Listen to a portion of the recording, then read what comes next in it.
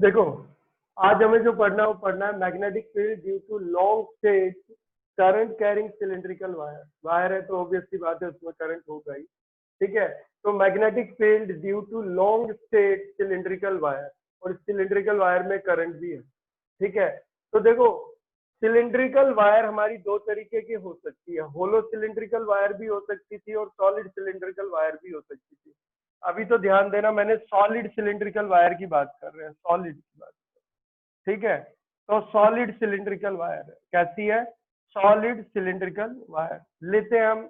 इसमें हम ampere circuital law ही लगाएंगे, एम्पियर सर्किटल लॉ ही लगाएंगे।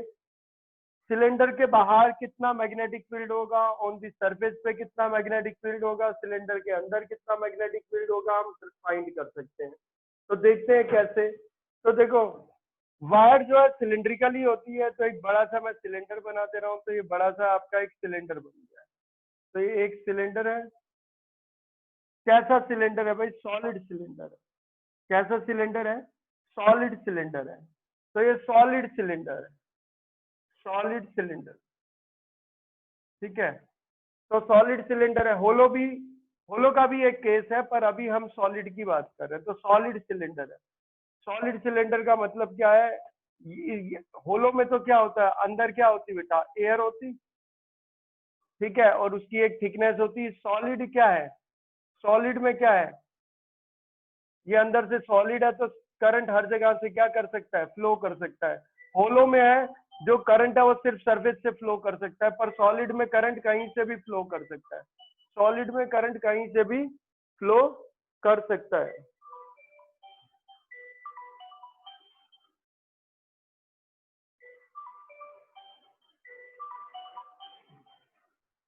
तो अब देखते हैं, आगे देखते हैं बेटा इसमें। तो इसमें देखो हम तीन जगह निकाल सकते हैं मैग्नेटिक फील्ड। एक आउटसाइड दी सिलेंडर निकाल सकते हैं, एक on the surface of cylinder निकाल सकते हैं, एक इनसाइड निकाल सकते हैं। तो ये सॉलिड सिलेंडर है, तो सॉलिड सिलेंडर का ये मान लो एक्सिस है। तो ये एक्सिस है जो इसके सेंटर से पास कर रहा है। तो ये एक्सिस हो गया। तो ये आपका एक्सिस है सॉलिड सिलेंडर का। क्या है, एक्सिस है किसका, सॉलिड सिलेंडर का एक्सिस है। यहां से अगर हम देखते हैं, इस हिसाब से अगर हम देखें, तो बाहर भी हम निकाल सकते हैं मैग्नेटिक फील्ड। अगर ये करंट कैरिंग सिलेंडर होगा, यानी ये वायर है, वायर जिसकी थिकनेस ज्यादा होगी, एरिया ऑफ क्रॉस सेक्शन ज्यादा है, तो उसी को हम क्या बोल रहे हैं, सिलेंडर बोल रहे हैं, क्योंकि सिलिंड्रिकल वायर है। ठीक है, सारी वायर सिलिंड्रिकल होती है, पर ये क्या है, इसका एरिया ऑफ क्रॉस सेक्शन ज्यादा है। स्ट्रेट वायर लॉन्ग है, यानी infinite long straight current carrying wire की तरह ट्रीट कर सकते हैं हम इसको। तो ये लॉन्ग स्ट्रेट सिलिंड्रिकल वायर है, तो इसको infinite long straight current carrying wire की तरह ट्रीट कर सकते हैं, और ये सॉलिड है। और इसके आसपास हम मैग्नेटिक फील्ड निकालना चाहते हैं कि इसके आसपास कितना मैग्नेटिक फील्ड होगा। तो मान लो इसमें से करंट जो फ्लो कर रहा है, इसमें से जो करंट फ्लो कर रहा है वो कितना करंट फ्लो कर रहा है, आई करंट इसमें से क्या कर रहा है, फ्लो कर रहा है। तो आपको पता है जो सॉलिड सिलेंडर होता है उसमें करंट हर जगह से फ्लो करता है। ठीक है, यूनिफॉर्मली डिस्ट्रीब्यूटेड होता है अंदर से बाहर तक, सिर्फ सरफेस पे ही फ्लो नहीं करता, हर जगह फ्लो करता है। तो हम क्या कर सकते हैं, हम किसी भी पॉइंट पे मैग्नेटिक फील्ड निकाल सकते हैं। तो हमारे पास तीन पॉइंट आते हैं मैग्नेटिक फील्ड निकालने के लिए। एक आउटसाइड दी सिलेंडर है, तो एक आउटसाइड दी सिलेंडर है, तो पहला केस वही लेते हैं, first case, case first outside the cylinder, outside the cylinder. तो आउटसाइड हम देखते हैं, आउटसाइड के लिए देखते हैं बेटा, सिलेंडर का अपना रेडियस होगा। तो सिलेंडर के रेडियस को हम कितना मान लेते हैं, सिलेंडर का जो अपना रेडियस है वो कैपिटल आर है। कैपिटल आर जो है वो रेडियस है, किसका रेडियस है भाई, सिलेंडर का रेडियस है। किसका, सिलेंडर का रेडियस है। और जिस पॉइंट पे हम मैग्नेटिक फील्ड निकालना चाहते हैं, तो ये सिलिंड्रिकल सॉलिड सिलिंड्रिकल वायर है जिसमें करंट कितना फ्लो कर रहा है, आई, और इसका रेडियस कितना है, आर है, और ये इसका एक्सिस हो गया, ये इसका एक्सिस है। तो ये सिलेंडर का एक्सिस है, इसमें करंट आई है, रेडियस आर है, और इसके बाहर कितना मैग्नेटिक फील्ड होगा वो निकालना चाहते हैं। मान लो इसके बाहर एक पॉइंट ले लिया मैंने, कौन सा, कोई पॉइंट ले लिया। तो ये पॉइंट मैंने ले लिया, एक पॉइंट ले लिया, पी पॉइंट ले लिया। क्या ले लिया, पी पॉइंट ले लिया। पी पॉइंट एक्सिस से कितने डिस्टेंस पे है, पी पॉइंट जो है वो एक्सिस से कितने डिस्टेंस पे है, तो पी पॉइंट जो है वो एक्सिस से कितने डिस्टेंस पे है, स्मॉल आर डिस्टेंस पे, कितने डिस्टेंस पे, स्मॉल आर डिस्टेंस पे। तो आपको पता है बेटा P point outside the cylinder है, सिलेंडर के बाहर है पी पॉइंट, तो स्मॉल आर की वैल्यू कैपिटल आर से ज्यादा होगा, तभी तो पॉइंट कहाँ लाई करेगा, आउटसाइड दी सिलेंडर। तो small R is greater than capital R, small R is greater than capital R. अगर स्मॉल आर कैपिटल आर से बड़ा होगा तभी तो पी पॉइंट कहाँ लाई करेगा, आउटसाइड दी सिलेंडर लाई करेगा। तो पहला केस हमने लिया है, case first outside the cylinder, और हमने इसमें जो लिया है वो स्मॉल आर जो है पॉइंट का डिस्टेंस कहाँ से, एक्सिस से, सिलेंडर के एक्सिस से पॉइंट का डिस्टेंस स्मॉल आर है, और वो कैपिटल आर से क्या है, कभी का हम ना पढ़ाई कर रहे, का पढ़ाई कर ना, पढ़ाई ना पढ़ाई कर देख लो। हेलो बेटा, हेलो। तो देखो क्या हो जाएगा, उस हिसाब से अगर हम देखते हैं तो स्मॉल आर की वैल्यू जो है वो कैपिटल आर से ज्यादा है, तो पॉइंट कहाँ लाई करेगा, आउटसाइड द सिलेंडर पॉइंट लाई करेगा। ठीक है, तो मैंने आपको एक चीज बताई थी, जिस पॉइंट पे आप मैग्नेटिक फील्ड निकालना चाहते हो उस पॉइंट को आप लूप पे ले आओ, क्लोज लूप पे ले आओ, और हम इसमें लगाएंगे ampere circuital law, ampere circuital law. Ampere circuital law में एक क्लोज लूप चाहिए होता है, तो यहाँ पे हम एक सर्कुलर क्लोज लूप लेंगे, तो मैं एक सर्कुलर क्लोज लूप बनाऊंगा, वो क्लोज लूप पी पॉइंट से होके जाना चाहिए। तो स्मॉल आर रेडियस का मैं, स्मॉल आर को मैं रेडियस मान के एक सर्कुलर लूप बना ले रहा हूँ। तो ये मैंने एक सर्कुलर लूप बना लिया, तो ये मैंने एक सर्कुलर लूप बना लिया है, किसको रेडियस मान के, स्मॉल आर को रेडियस मान के मैंने एक क्या बना लिया बेटा, सर्कुलर लूप बना लिया है। और ये सर्कुलर लूप हमारा पी पॉइंट से होता हुआ जा रहा है, किससे जा रहा है, पी पॉइंट से होता हुआ जा रहा है। तो ये हमारा लूप है बेटा, ये हमारा लूप है, कैसा लूप है, क्लोज लूप। तो क्लोज लूप है और ये सर्कुलर लूप है। पहली बात तो क्लोज लूप है, पूरा क्लोज है, यहां से चला और यहां तक आया, पूरा क्लोज लूप है।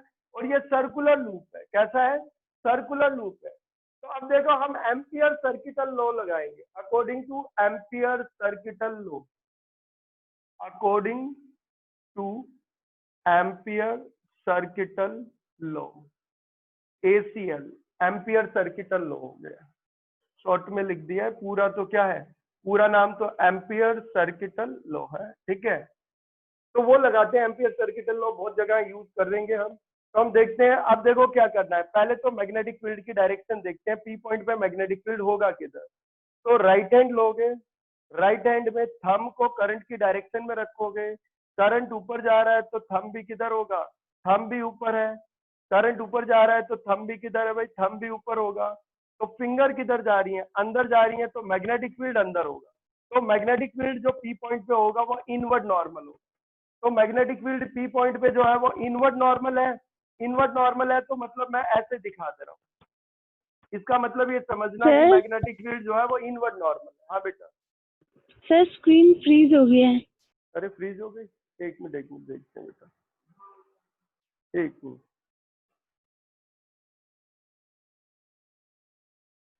अब आ रही है बेटा, हाँ जी अब ठीक है। ठीक है, अब आ रहा हूँ मैं। ठीक है, देखते हैं, हम इधर देखते हैं। तो मैंने क्या काम किया था, मैंने आर को क्या माना था, आर को रेडियस मान के, स्मॉल आर को रेडियस मान के, और एक सर्कुलर लूप मैंने बना लिया था।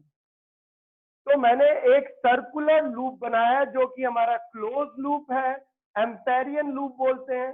कौन सा लूप बोलते हैं, एम्पेरियन लूप बोलते हैं, क्योंकि हम एम्पियर सर्किटल लॉ लगाने वाले हैं।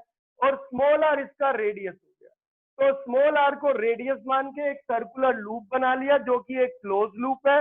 ये लूप पी पॉइंट के ऊपर से ही जा रहा है, इस लूप को हम एम्पेरियन लूप बोलते हैं।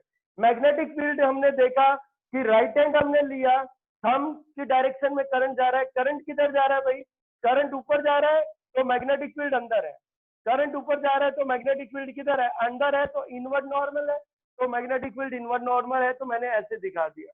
इसमें जो लूप है, लूप का एलिमेंट भी लेते हैं, एक छोटा सा एलिमेंट, बहुत छोटा सा अगर मैं लूप का एलिमेंट लूं, बहुत छोटा सा अगर मैं लूप का एलिमेंट लूं, तो लूप का एलिमेंट हम लेते हैं, छोटा सा लूप का एलिमेंट, ये मैंने एक एलिमेंट ले लिया, कितनी लेंथ का ले लिया बेटा, ये मैंने डीएल लेंथ का ले लिया, कितनी लेंथ का ले लिया, डीएल लेंथ का एलिमेंट ले लिया।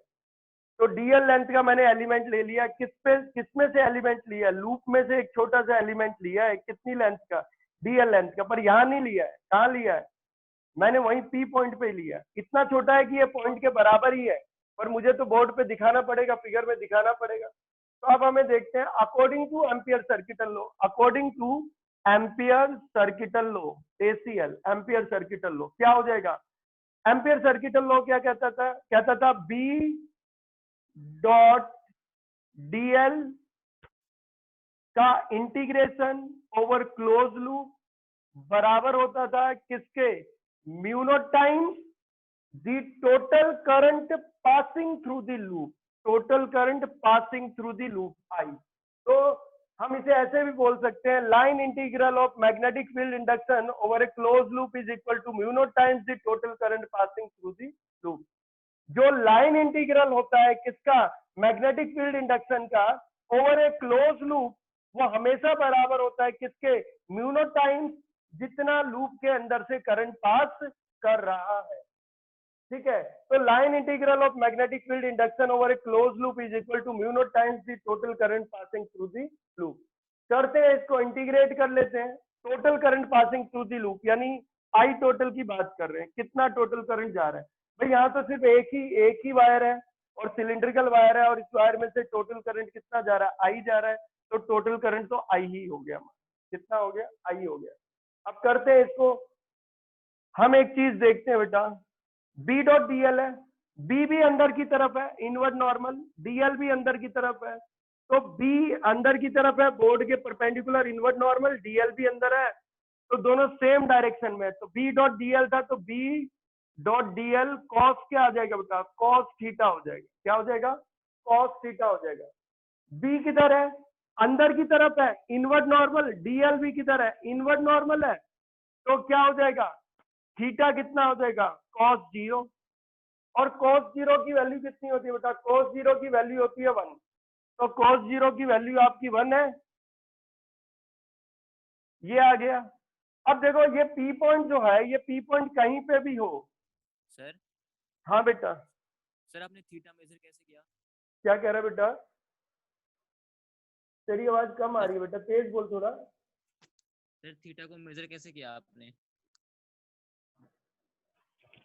क्या बी डॉट डीएल वाला नहीं समझ आया, सर आपने एंगल मेजर कैसे करा कि 0 डिग्री है, अच्छा एंगल बेटा, वो हाँ सर, एंगल देखना, हम हाँ देखते हैं सर, बेटा, राइट हैंड रूल के हिसाब से देखते हैं, करंट ऊपर जा रहा है, तो वायर में करंट ऊपर जा रहा है, तो राइट हैंड लेते हैं और थंब की डायरेक्शन में करंट रखते हैं, तो मैग्नेटिक फील्ड किधर है, इनवर्ड नॉर्मल है, तो बोर्ड के अंदर है, तो फिंगर बता रही है बोर्ड के अंदर है, यस तो सर, बोर्ड के अंदर है, और डीएल भी उसी डायरेक्शन में लेते हैं हम, तो डीएल भी अंदर ही है, तो डीएल भी अंदर और डीएल और बी भी अंदर है, मैग्नेटिक फील्ड भी अंदर है, तो दोनों के बीच एंगल क्या होगा, बी भी अंदर डीएल भी अंदर, तो दोनों के बीच का एंगल कितना होगा, 0 ही तो होगा, ठीक है सर, आगे, तो दोनों के बीच का 0 है, तो हमने देखा था बी डॉट डीएल का इंटीग्रेशन ओवर क्लोज लूप क्या था, mu naught times the total current passing through the loop, loop में से जो टोटल करंट पास कर रहा है वो तो आई है,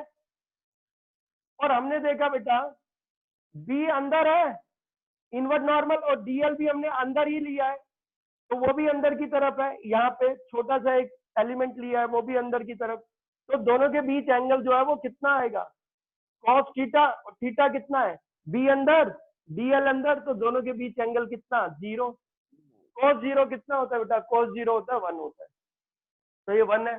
अब अगर ये पी पॉइंट कहीं पे भी आ जाए, अब इस पी पॉइंट को आप कहीं पे भी ले जाओ, पी पॉइंट को आपकी मर्जी है, कहीं ले जाओ, पूरे लूप में आप कहीं ले जाओ, हर जगह मैग्नेटिक फील्ड सेम होगा, हर जगह मैग्नेटिक फील्ड सेम होगा, डायरेक्शन अलग होगी, यहाँ इधर आ जाएगी डायरेक्शन, यहाँ इधर आ जाएगी, टेंजेंशियल रहेगी डायरेक्शन, डायरेक्शन बदल जाएगी मैग्नेटिक फील्ड की, और मैग्नेटिक फील्ड का मैग्नीट्यूड चेंज होने वाला नहीं है, क्यों मैग्नीट्यूड चेंज होने वाला नहीं है? क्योंकि देखो पी पॉइंट को आप लूप पे कहीं पे भी ले जाओ, क्योंकि लूप आपका सर्कुलर है तो एक्सिस से उसका डिस्टेंस बदलने वाला नहीं है।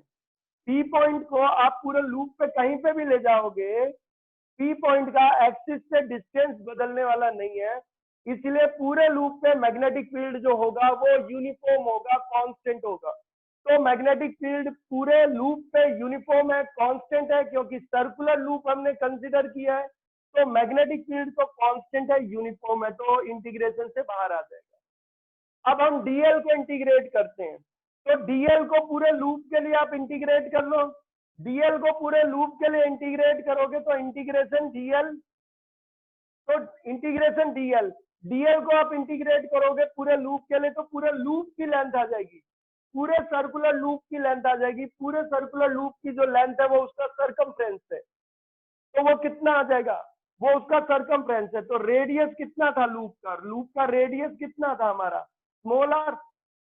तो इंटीग्रेशन डीएल जो आ जाएगा वो कितना आ जाएगा? 2 पाई आर। कितना आ जाएगा? 2 पाई आर। यही है 2 पाई आर। इसका क्या आ गया बेटा? सरकमफ्रेंस आ गया, क्योंकि जो इंटीग्रेशन है किसका? डीएल का, वो बराबर होगा इस पूरे लूप का सरकमफ्रेंस, इस पूरे लूप की लेंथ, पूरे लूप की लेंथ आएगी 2 पाई आर। ये है, तो ये हो गया। कितना हो जाएगा? 2 पाई आर इसके अपॉन में चला जाएगा, तो अपॉन में 2 पाई आर। तो ये मैग्नेटिक फील्ड आ गया आपका। तो मैग्नेटिक फील्ड कितना आ गया? म्यू नॉट आई अपॉन में 2 पाई आर। ये मैग्नेटिक फील्ड है। आप इसको दूसरे तरीके से भी लिखना चाहो तो लिख सकते हो, वैसे ऐसे भी ठीक है। तो B equal to mu not I upon में 2 पाई आर। आई है करंट और आर है पी पॉइंट का डिस्टेंस, कहां से? परपेंडिकुलर डिस्टेंस कहां से? Axis of cylindrical wire. ठीक है। अब हमें एक और चीज देखनी है, अगर मैं इसको दूसरे तरीके से लिखना चाहूं तो मैं ऐसे भी लिख सकता हूं कि मैग्नेटिक फील्ड होता है म्यू नॉट आई अपॉन में 2 पाई आर। मैं क्या काम करता हूं बेटा? 2 से मल्टीप्लाई कर दे रहा हूं और 2 से डिवाइड कर रहा हूं। 2 से मल्टीप्लाई कर दो, 2 से डिवाइड कर दो, तो 2 जा क्या हो गया? 4। तो mu naught upon 4 pi 2 I by R, ऐसे भी लिख देते हैं, जैसे भी लिख दो। अगर ये पी पॉइंट, ये तो कहाँ की बात हो गई बेटा? आउटसाइड दी सिलेंड्रिकल वायर की बात हो गई। तो आउटसाइड तो देखो ये वही केस आ गया जो infinite long straight current carrying wire की वजह से होता है। तो infinite long straight current carrying wire के बाहर जितना मैग्नेटिक फील्ड होता है, एक इनफाइनाइट लॉन्ग स्ट्रेट या very long straight solid cylindrical current carrying wire के बाहर भी उतना ही मैग्नेटिक फील्ड होगा। फॉर्मूला सेम आ रहा है, रिलेशन सेम आ रहा है। सेकंड केस देखते हैं, इसमें जो सेकंड केस होगा वो क्या हो जाएगा? तो इसमें सेकंड केस देखते हैं, सेकंड केस क्या हो जाएगा? तो सेकंड केस में क्या हो जाएगा? ऑन दी सरफेस हो जाएगा। पॉइंट कहाँ जाएगा? सेकंड केस की बात कर रहे हैं, on the surface, on the surface, on the surface की बात करते हैं। ऑन दी सरफेस पे क्या होगा बेटा? जो पी पॉइंट था हमारा, जो हमारा ये पी पॉइंट है, जो हमारा ये पी पॉइंट है, ये पी पॉइंट जो है अब कहाँ आ जाएगा? ये पी पॉइंट सरफेस पे आ जाएगा। तो देखो इसको पास लाते जाओ, पी पॉइंट आप पास लेके आओ, तो पी पॉइंट को आप जितनी पास लाओगे कहाँ आ जाएगा? ये आप खुद ही देखते जाओ। पी पॉइंट में पास ला रहा हूं, पास ला रहा हूं, लाते लाते लाते लाते पी पॉइंट को मैं सरफेस पे ले आया, जस्ट सरफेस के हल्का सा बाहर रख देते हैं, ठीक है, या ऑन दी सरफेस ही मान लिया, ये ले आया। तो अब क्या हो जाएगा? अब ऑन दी सरफेस पे क्या हो जाएगा? जो स्मॉल आर है, जो पी पॉइंट का आप एक्सिस से डिस्टेंस है, जो पी पॉइंट का आप एक्सिस से जो डिस्टेंस है वो स्मॉल आर है, और सिलेंडर का रेडियस क्या है? Capital are. दोनों बराबर हो गए, दोनों बराबर हो गए। जो रेडियस है किसका? पी पॉइंट का, ठीक है, या कह दो पी पॉइंट का जो डिस्टेंस है from the axis, from the axis, axis से पी पॉइंट का जो डिस्टेंस है वो उतना ही है जो सिलेंडर का क्या है? रेडियस है। तो यहाँ पे फिर से वही करने की जरूरत नहीं है, करोगे वही सेम आएगा। अगर यहाँ पे भी आप एम्पेरियन लूप बनाओगे तो पी पॉइंट एक बाहर लूप बन जाएगा, जस्ट बाहर एक लूप बन जाएगा। बनाना चाहो तो बना सकते हो आप, ठीक है। एक एम्पेरियन लूप बन जाएगा। लेकिन आप डायरेक्ट भी कर सकते हो, क्या हो जाएगा, तब आपको पता है आर कैपिटल आर के बराबर है, तो स्मॉल आर कैपिटल आर के बराबर होगा। तो एक्सिस ऑन दी सरफेस पे क्या हो जाएगा, जो मैग्नेटिक फील्ड है ना वो मैक्सिमम हो जाएगा। तो ऑन दी सरफेस पे मैग्नेटिक फील्ड रहेगा, तो वही ऑन दी सरफेस पे मैग्नेटिक फील्ड रहेगा वही, कितना, एम्पियर सर्किटल लॉ लगाओगे फिर से तो सब कुछ सेम आएगा। वही करोगे आप, फिर से करोगे, क्या करोगे, बी डॉट डी एल का इंटीग्रेशन ओवर क्लोज लूप क्या होगा, mu naught times the total current, total current आपका आई होगा, बी डी एल के बीच में एंगल 0 होगा, तो B D L cos theta, theta कितना है 0, कॉस 0 1 है, मैग्नेटिक फील्ड कांस्टेंट है, यूनिफॉर्म है पूरे लूप पे, फिर डीएल का इंटीग्रेशन 2 पाई आ रहा था, यही है। और हमें पता है फिर क्या हो जाएगा, ये आ जाएगा और ये अपॉन में कितना हो जाएगा 2 पाई आर, और हमें पता है आर कितना हो जाएगा, तब सिलेंडर के लिए आर कितना हो जाएगा, सिलेंडर के रेडियस के बराबर, यानी पी पॉइंट का जो डिस्टेंस है वो एक्सिस से वो उतना ही होगा जितना सिलेंडर का क्या है, रेडियस है, यानी कैपिटल आर है। तो मैग्नेटिक फील्ड क्या हो जाएगा, मैक्सिमम हो जाएगा। तो सिलेंडर की सरफेस पे मैग्नेटिक फील्ड मैक्सिमम हो जाएगा, क्योंकि पी पॉइंट का एक्सिस से जो डिस्टेंस है वो रेडियस ऑफ सिलेंडर के क्या हो जाएगा, बराबर हो जाएगा। तो ये सेकंड केस हो गया, क्या हो गया, सेकंड केस हो गया। अब देखो केस थर्ड वाली बात करते हैं, तो थर्ड केस की बात करते हैं, तो थर्ड केस की बात करते हैं, तो थर्ड केस में देख लेते हैं, इनसाइड दिस सिलेंडर, इनसाइड का केस ले लेते हैं हम, इनसाइड, इनसाइड अगर पॉइंट कहाँ चला जाए, इनसाइड दी सिलेंडर चला जाए, सिलेंडर के जस्ट अंदर चला जाए, इनसाइड दी सिलेंडर चला गया, तो पॉइंट अब अंदर जा रहा है, पी पॉइंट अब अंदर चला गया, तो पी पॉइंट अब अंदर चला गया, सिलेंडर के अंदर, मान लो यहाँ कहीं चला गया पी पॉइंट, तो सिलेंडर के अंदर चला गया ये, देखो ये आउटसाइड था सिलेंडर के, ये इनसाइड है सिलेंडर के, और ये ऑन दी सरफेस था। तो पी पॉइंट 3 जगह हो सकता था, तो पी पॉइंट अगर हम देखें तो बाहर था पी पॉइंट, तो ये आउटसाइड दी सिलेंडर था। जब आउटसाइड दी सिलेंडर था तो पॉइंट का जो डिस्टेंस है एक्सिस से, यानी स्मॉल आर, वो किससे बड़ा आएगा, रेडियस ऑफ सिलेंडर से बड़ा आता, ठीक है। तब तो मैग्नेटिक फील्ड जो आया एम्पियर सर्किटल लॉ के हिसाब से वो कितना आया, B equal to mu not I upon में 2 पाई आर, ये आया। अब हमने क्या किया, उसके बाद पी पॉइंट को सरफेस पे लेके, तो पी पॉइंट सरफेस पे आ गया, जब पी पॉइंट सरफेस पे आ गया, ऑन दी सरफेस हो गया, सरफेस पे आ गया, तो आर किसके बराबर हो गया, पी पॉइंट का एक्सिस से जो डिस्टेंस है वो रेडियस ऑफ सिलेंडर के क्या हो गया, बराबर हो गया, रेडियस ऑफ सिलेंडर के बराबर हो गया, तब भी एम्पियर सर्किटल लॉ के हिसाब से मैग्नेटिक फील्ड मैक्सिमम हो गया सरफेस पे, और स्मॉल आर कैपिटल आर के बराबर हो गया radius of cylinder.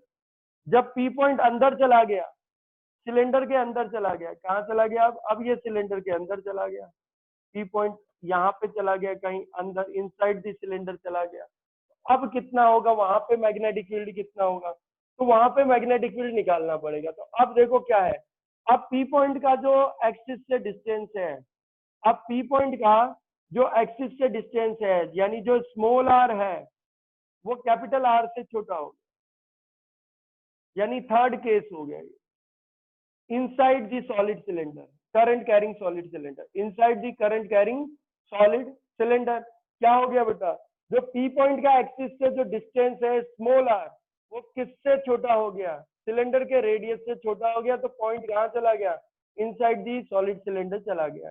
Solid cylinder में कितना करंट है भाई, आई करंट है। तो अब देखो, अब फिर हम क्या करेंगे, एम्पियर सर्किटल लॉ ही यूज करेंगे, क्या यूज करेंगे, एम्पियर सर्किटल लॉ ही यूज करेंगे। तो मैं एम्पियर सर्किटल लॉ यूज करूंगा, तो मैं एक सर्कुलर लूप बना लूंगा, एम्पेरियन लूप बनाना है, एम्पेरियन लूप आपका एक क्लोज लूप होता है, क्लोज लूप आपको बनाना होता है, चाहे आप स्क्वायर बनाओ, चाहे आप रेक्टेंगुलर लूप बनाओ, चाहे आप सर्कुलर बनाओ, आपको लूप बनाना होता है। तो ध्यान देना, ये क्लोज लूप आपके एम्पेरियन लूप होते हैं, क्योंकि एम्पियर सर्किटल लॉ लगा रहे हो आप। तो सबसे आसान इंटीग्रेशन होता है सर्कुलर लूप का, अगर सर्कुलर लूप पॉसिबल है तो हम सर्कुलर लूप ही बनाते हैं। तो सिलेंडर के केस में सर्कुलर लूप पॉसिबल होता है, इसलिए हम यहाँ पे सर्कुलर लूप बना लेंगे। तो यहाँ पे सर्कुलर लूप बना लिया, आर को रेडियस मान के, स्मॉल आर को रेडियस मान के एक हमने सर्कुलर लूप बना लिया। तो ये आपका जो लूप हो गया, ये कौन सा लूप है बेटा? ये एम्पेरियन लूप है, ये क्लोज लूप है, ठीक है। लेकिन अब क्या इस लूप ने सारा करंट एनक्लोज कर रखा है? नहीं बेटा, सारा करंट क्या इस लूप के अंदर से ही जा रहा है? नहीं, पूरे सॉलिड सिलेंडर में से करंट कितना जा रहा है? पूरे सॉलिड सिलेंडर में से टोटल करंट कितना जा रहा है? टोटल करंट आई जा रहा है। अब ये करंट जो है वो सरफेस से अंदर हर जगह यूनिफॉर्मली डिस्ट्रीब्यूटेड है। ऐसा नहीं है कि सिर्फ सरफेस से करंट जा रहा है या सिर्फ अंदर से करंट जा रहा है। तो अब सारा करंट इसमें से नहीं जाएगा। तो देखो अब एक चीज समझते हैं। अब अगर मैं एक चीज तुम्हें समझाने की कोशिश करूं, तो ये सर्कुलर लूप आया है, मैग्नेटिक फील्ड पहले देखते हैं कितना होगा। ठीक है, इसके अंदर से जो भी करंट जा रहा होगा, आई तो नहीं जा रहा होगा, क्योंकि अब ये जो लूप है, ये लूप का जो रेडियस है वो सिलेंडर के रेडियस से छोटा है, इसलिए सारा करंट तो अब ये अपने अंदर से पास नहीं करवाएगा। कुछ करंट बाहर से भी जाएगा। मान लो बाहर से करंट चला गया आई डबल डैश, और लूप के अंदर से करंट जा रहा है कितना? लूप के अंदर से करंट जा रहा है आई डैश। तो देखो टोटल करंट जो जा रहा है, टोटल करंट कितना है? टोटल करंट तो हमारा आई है, जो कि लूप के बाहर से अगर हम बात करें, सर्कुलर लूप के बाहर से करंट कितना जा रहा है? सर्कुलर लूप के बाहर से करंट जा रहा है आई डबल डैश प्लस, और सर्कुलर लूप के अंदर से करंट कितना जा रहा है? I dash. तो आई डैश जो करंट है वो सर्कुलर लूप के अंदर से जा रहा है, I double dash current circular loop के बाहर से जा रहा है। तो टोटल करंट इन दोनों का क्या है? सम है। पर एक चीज आपको समझना है बेटा, एम्पेरियन लूप जब आप लेते हो, एम्पियर सर्किटल लॉ अप्लाई करते हो, तो बाहर चाहे दुनिया भर का करंट हो, उससे मतलब नहीं होता। लूप के अंदर से कितना करंट पास कर रहा है, उस टोटल करंट को हम कंसीडर करते हैं। तो देखो लूप के अंदर से अब कौन सा करंट नहीं जा रहा? I double dash current loop के अंदर से नहीं जा रहा है। तो ये आई डबल डैश जो करंट है ये लूप के अंदर से नहीं जा रहा है। सिर्फ आई डैश करंट ही किसके अंदर से जा रहा है? जो आई डैश करंट है वही लूप के अंदर से जा रहा है। जो आई डैश करंट है वही लूप के अंदर से जा रहा है, तो हम आई डैश करंट को ही कंसीडर करेंगे, सारे करंट को कंसीडर नहीं करेंगे, क्योंकि आई डबल डैश तो लूप के बाहर से चला गया, आई डैश ही लूप के अंदर से जा रहा है।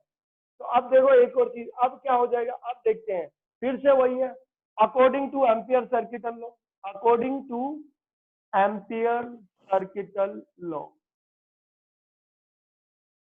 ACL, एम्पियर सर्किटल लॉ, यही है, हमें यही लगाना है, कोई दिक्कत वाली बात नहीं है। फिर से वही देखते हैं बेटा, अगर आप इमेजिन करो, तो इमेजिन करो, समझो ये जितना लूप है, जितना बड़ा ये लूप है, इतना ही अगर मैं इसमें से एक सिलेंडर काट लूं, ये लो मैं ये एक सिलेंडर ले रहा हूं, ये एक सिलेंडर निकाल ले रहा हूं,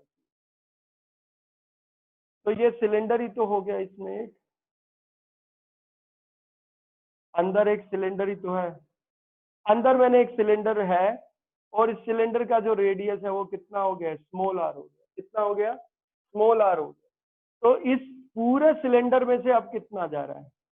तो देखो इस सिलेंडर, ये सॉलिड ही तो है, ये भी सिलेंडर सॉलिड ही रहेगा, और ये पूरा सिलेंडर भी आपका सॉलिड ही था। पर पूरे सॉलिड सिलेंडर में से पहले करंट कितना जा रहा? पूरे सॉलिड सिलेंडर में से हर जगह से अंदर से लेके बाहर तक हर जगह जो करंट था वो कितना था? यूनिफॉर्मली डिस्ट्रीब्यूटेड था करंट, वो आई जा रहा था।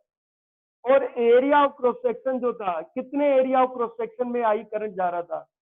ये आई करंट पूरे एरिया ऑफ क्रॉस सेक्शन में से जा रहा था सिलेंडर के, सॉलिड सिलेंडर के, किसके?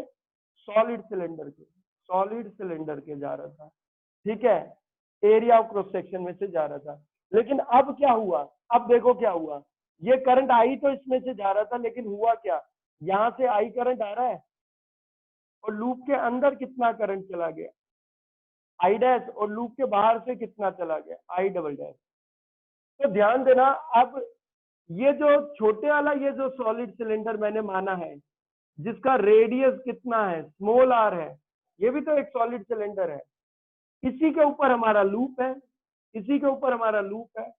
तो इस सिलेंडर के अंदर से करंट कितना जा रहा है, सारा तो जाएगा नहीं, सिलेंडर के अंदर से अब करंट जाएगा कितना, आई डैश, और बाहर से आई डबल डैश। बाहर वाला करंट जो है वो लूप के बाहर हो गया ना, तो बाहर चाहे दुनिया भर का करंट हो, वो लूप के अंदर से तो पास नहीं कर रहा है ना, तो उसको कंसिडर नहीं करेंगे, तो सिर्फ इस आई डैश को कंसिडर करेंगे। तो एम्पियर सर्किटल लॉ लगाते हैं।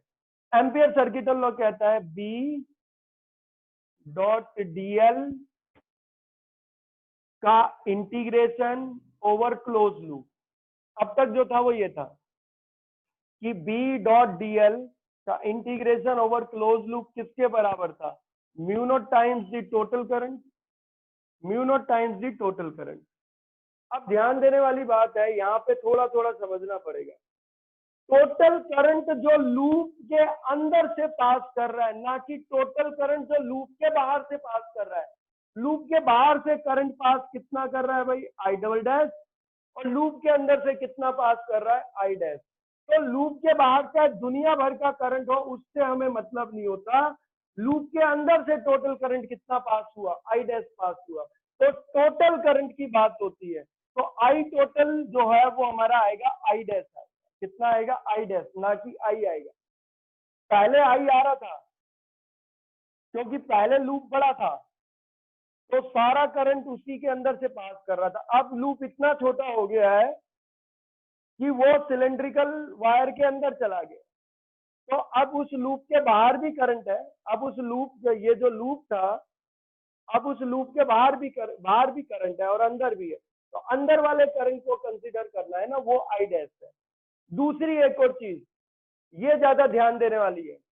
पहले तो ध्यान देना, बाहर एयर थी, तो मीडियम हमारा जो था वो एयर या वैक्यूम होता, तो हमें एयर या वैक्यूम की परमिएबिलिटी लेनी थी, जिसे हम कहते हैं mu naught, absolute permeability of free space, air की थी। तो जब तक ये बाहर था, आउटसाइड था, तो ये एयर में था पॉइंट, ऑन दी सरफेस पे आ गया तो भी लगभग क्या है, तब भी एयर में ही है। लेकिन इनसाइड दी सिलेंडर चला गया तो अब ये एयर में नहीं है बेटा, अब तो ये मीडियम में है। और अलग अलग मीडियम की परमिएबिलिटी अलग अलग होती है, मैग्नेटिक परमिएबिलिटी अलग अलग होती है। अगर ये वायर कॉपर की होगी तो कॉपर की परमिएबिलिटी अलग होगी, अगर ये सिलेंडर एल्यूमिनियम का होगा तो एल्यूमिनियम की परमिएबिलिटी अलग होगी, अगर ये सिलेंडर सिल्वर का होगा तो सिल्वर की परमिएबिलिटी अलग होगी। ठीक है, तो ध्यान देना, मीडियम की परमिएबिलिटी म्यू नॉट नहीं होती, मीडियम की परमिएबिलिटी म्यू होती है। तो अब हम म्यू नॉट नहीं यूज करेंगे क्योंकि हम मीडियम के अंदर आ गए हैं, हमारा जो पी पॉइंट है वो मीडियम के अंदर चला गया है। तो हमारा पी पॉइंट मीडियम के अंदर चला गया है, तो मीडियम अपने अंदर से कितना मैग्नेटिक इफेक्ट पास करता है वो मीडियम की परमिएबिलिटी होती है। तो हम म्यू नॉट नहीं लेके म्यू लेंगे, म्यू नॉट नहीं लेंगे। एनसीईआरटी में ये एग्जाम्पल में है और वहां म्यू नॉट ले रखा है और वो गलत है, या तो प्रिंटिंग मिस्टेक होगी या कोई और मिस्टेक होगी, आपको गलती नहीं करनी, आपको ध्यान देना म्यू ही लेना है, क्योंकि अब आप मीडियम के अंदर चले गए। ठीक है, तो एक चीज तो ये ध्यान देनी है, एनसीईआरटी में दो चीजें की गलती थी, एक तो थोड़ी फिगर उतनी बढ़िया नहीं है, मतलब अंदर की जो फिगर ले रखी है वो गलत है थोड़ी सी। ठीक है, वो 3D टाइप फिगर नहीं है, इसलिए एक थोड़ी उसमें गलती है। दूसरा, उन्होंने म्यू नॉट नहीं ले रखा, म्यू ले रखा है, तो हो सकता है प्रिंटिंग मिस्टेक हो, तो आप ठीक कर लेना, म्यू कर लेना। अब हम देखते हैं बेटा कितना, अब हमारे पास चीजें आ गई, तो हमारे लिए एम्पियर सर्किटल लॉ ये आ गया, यानी ये क्या था हमारे लिए, बी डॉट डीएल का इंटीग्रेशन, एम्पियर सर्किटल लॉ क्या था, एम्पियर सर्किटल लॉ क्या था, बी डॉट डीएल का इंटीग्रेशन ओवर क्लोज लूप कितना था, mu naught times the total current. लेकिन क्योंकि अब हम वायर के अंदर है, एल्यूमिनियम की वायर है तो एल्यूमिनियम के अंदर है, कॉपर की वायर है तो कॉपर के अंदर है, सिल्वर की वायर है सिल्वर के अंदर है, तो परमिएबिलिटी मीडियम की लेनी है, तो म्यू नॉट नहीं लेंगे, म्यू लेंगे। मैग्नेटिक परमिएबिलिटी हम मीडियम की कंसीडर करेंगे। टोटल करंट जो उस लूप के अंदर से पास कर रहा है, तो टोटल करंट अब सारा आई नहीं जा रहा, आई करंट बढ़ गया, कुछ लूप के बाहर से चला गया, कुछ लूप के अंदर से, लूप के बाहर से आई डबल डैश चला गया, लूप के अंदर से आई डैश, तो टोटल करंट जो होगा वो हमारा आई डैश, कितना होगा आई डैश, ये आ गया। अब एक चीज देखते हैं बेटा, अब फिर वही कहानी है, राइट हैंड लेते हैं हम, तो राइट हैंड लिया, थंब की डायरेक्शन में करंट या करंट की डायरेक्शन में थंब रखा, तो थंब को हमने करंट की डायरेक्शन में रखा, तो फिंगर किधर आ रही है बेटा, पी पे अंदर जा रही है, हम मुझे क्लॉकवाइज घुमा रहे तो अंदर, तो मैग्नेटिक फील्ड क्या होगी, इनवर्ट नॉर्मल होगी, तो बोर्ड के परपेंडिकुलर होगी, इनवर्ट नॉर्मल होगी। तो मैं कैसे दिखाऊं, ये 2 डायमेंशनल बोर्ड है, 3D फिगर है, तो मैं ऐसे दिखा दिया मैग्नेटिक फील्ड, ये रहा। और डीएल भी दिखाओगे तो इसमें छोटा सा एक एलिमेंट लोगे, करंट इसमें छोटा सा एलिमेंट लोगे, वो डीएल एलिमेंट ले लेते हैं, तो ये डीएल हो गया आपका, तो ये आपका डीएल आ गया, तो ये डीएल हो गया हमारा।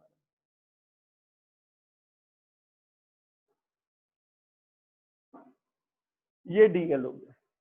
तो अब अगर हम देखें तो मैग्नेटिक फील्ड भी अंदर है और डीएल भी अंदर है, मैग्नेटिक फील्ड भी अंदर है और डीएल भी अंदर है, क्योंकि बी भी अंदर, क्योंकि आप देखो मैग्नेटिक फील्ड अंदर और डीएल के लिए भी ऐसे ही रखेंगे, मैग्नेटिक फील्ड लाइंस भी ऐसी जा रही है, ठीक है। तो जिधर इस केस में जिधर मैग्नेटिक फील्ड होता है उधर ही हम डीएल ले लेते हैं, तो क्या हो जाएगा, मैग्नेटिक फील्ड भी अंदर डीएल भी अंदर, तो दोनों के बीच में एंगल कितना आएगा, 0 आएगा।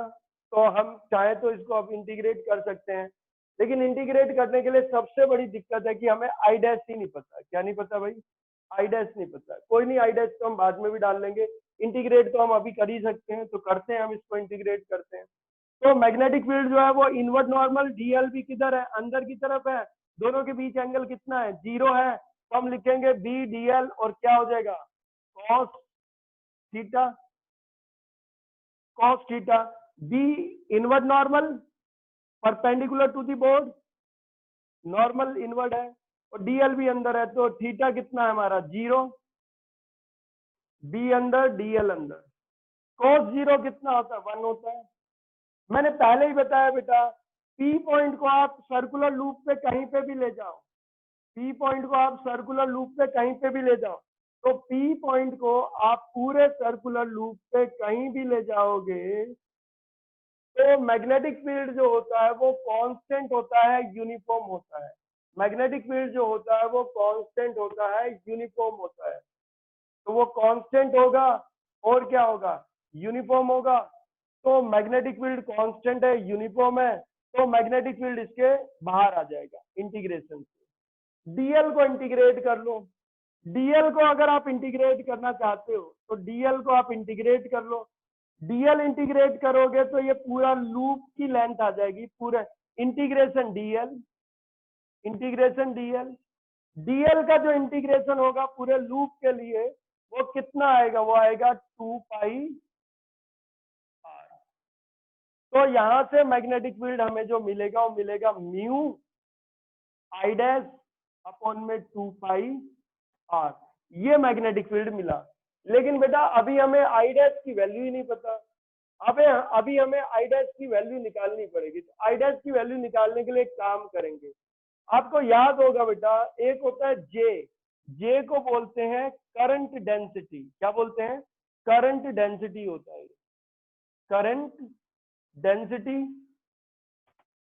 ये वेक्टर क्वांटिटी होती है और ये करंट डेंसिटी होती है, जे से डिनोट करते हैं। और करंट डेंसिटी होता है करंट अपॉन में एरिया, करंट अपॉन में area of cross section, area of cross section, cross sectional area है। तो देखो पूरे सिलेंडर में से कितना करंट जा रहा है, अगर हम देखें तो पूरे सिलेंडर का ये एरिया ऑफ क्रॉस सेक्शन है, ये रहा एरिया ऑफ क्रॉस सेक्शन, ये रहा एरिया ऑफ क्रॉस सेक्शन। तो पूरे लूप का एरिया ऑफ क्रॉस सेक्शन, पूरे सिलेंडर का एरिया ऑफ क्रॉस सेक्शन, बड़े से सिलेंडर का, सॉलिड सिलेंडर का एरिया ऑफ क्रॉस सेक्शन, ये सॉलिड सिलेंडर का, इस पूरे सॉलिड सिलेंडर का जो एरिया ऑफ क्रॉस सेक्शन है वो तो ए हो गया।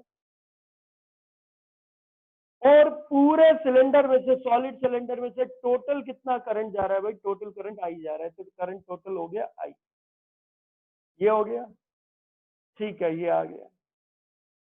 अब हम देखते हैं बेटा, जब मैंने इसके अंदर पी पॉइंट ले गया, जब मैं पी पॉइंट को इसके अंदर ले गया, तो हम जब इसके अंदर चले गए पी पॉइंट को लेके, तो हमने एक स्मॉल आर, पी पॉइंट का अब डिस्टेंस एक्सिस से कितना है, पी पॉइंट का अब एक्सिस से डिस्टेंस स्मॉल आर है, तो स्मॉल आर को रेडियस मान के एक लूप बनाया है, एक लूप बनाया है, और हमने देखा है उसके, और इसके अंदर से करंट जा रहा है आई डैश। तो समझ लो इस पूरे सिलेंडर में से, मैं एक ये सिलेंडर था, ये इसका एरिया ऑफ क्रॉस सेक्शन मैंने ऐसे रखा है सिलेंडर, मान लिया सिलेंडर है ना, तो मैंने ऐसे रखा है उसका, ठीक है। तो ये सिलेंडर है, सिलेंडर में से देखो मैंने इतना एक ये काट के सॉलिड निकाल लूंगा, तो ये अंदर एक सॉलिड सिलेंडर एक और हो गया ना, और बाहर वाला ये, अब अगर ये सॉलिड को निकाल दूंगा तो ये होलो हो गया। तो पूरे सिलेंडर में से करंट कितना जा रहा था, कितना निकल रहा था, मान लो सिलेंडर में से पूरा करंट आई निकल रहा है, लेकिन मैंने ऐसे काट दिया इसको। तो अब देखो, अब भी टोटल आई निकल रहा है, लेकिन ये बाहर वाला जो है, बाहर वाली जो रिंग है, बाहर वाला जो है होलो सिलेंडर है, उसमें से आई डबल डैश आ रहा है करंट बाहर, और ये जो अंदर है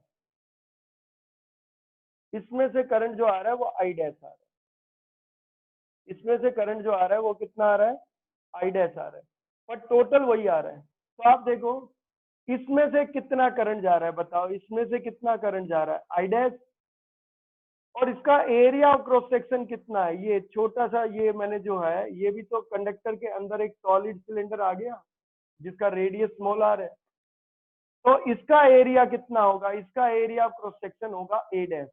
अरे इसका एरिया ऑफ क्रॉस सेक्शन कितना होगा, ये area of cross section. Sir video नहीं चल रही। नहीं चल रही, एक मिनट बेटा, पॉज हो गया, देखते हैं।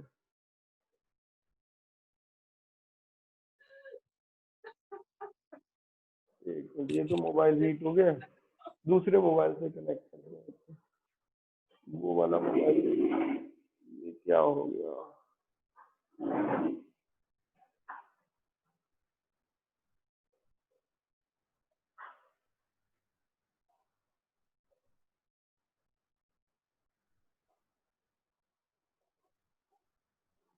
एक मिनट बेटा, 5 मिनट वेट करो, एक मिनट, ठीक है।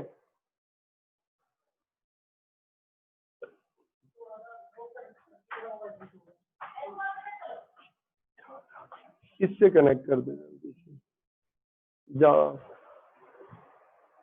ये हीट हो गया है मोबाइल, पता नहीं क्यों, इससे बंद हो गया।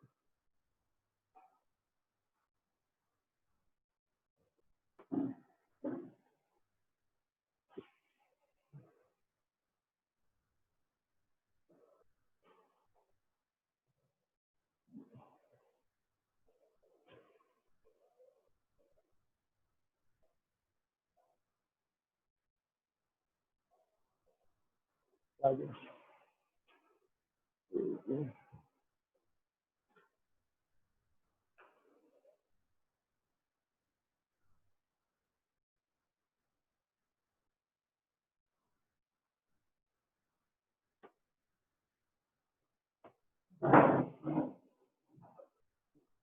अब दिख रहा है बेटा सबको, हेलो, दिख रहा है बेटा, हेलो, यस सर दिख रहा। ठीक ठीक। अब देखते हैं बेटा क्या होता है। अब क्या होता है कि मैंने जो एक छोटा लूप, जो पी पॉइंट था वो हमारा क्या था, सॉलिड सिलेंडर के अंदर आ गया था, और उसका एक्सिस ऑफ सिलेंडर से कितना डिस्टेंस था, स्मॉल आर। तो अब इसका एरिया ऑफ क्रॉस सेक्शन देखते हैं कितना होगा। तो इसका एरिया ऑफ क्रॉस सेक्शन जो है उसे हम मान लेते हैं ए डैश।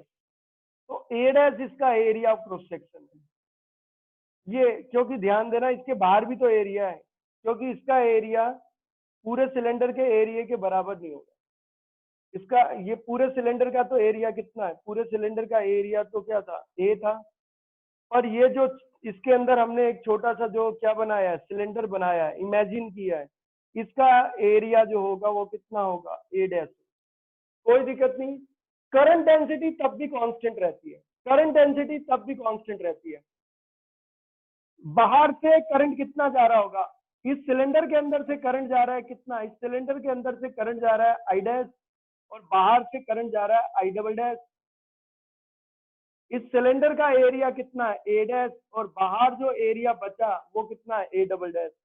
तो आपको पता है बेटा I dash plus I double dash, ये आपका टोटल करंट हो जाएगा, कितना हो जाएगा आई। और ऐसे ही A dash plus A double dash, ये आपका total area of cross section हो जाएगा ए। लेकिन ध्यान देना लूप ने किसको नहीं, लूप के अंदर से कौन सा करंट नहीं गया, लूप के अंदर से आई डबल डैश करंट गया नहीं, आई डैश गया है करंट, ठीक है। और लूप का एरिया जो है वो ए डैश है, ना कि ए डबल डैश है।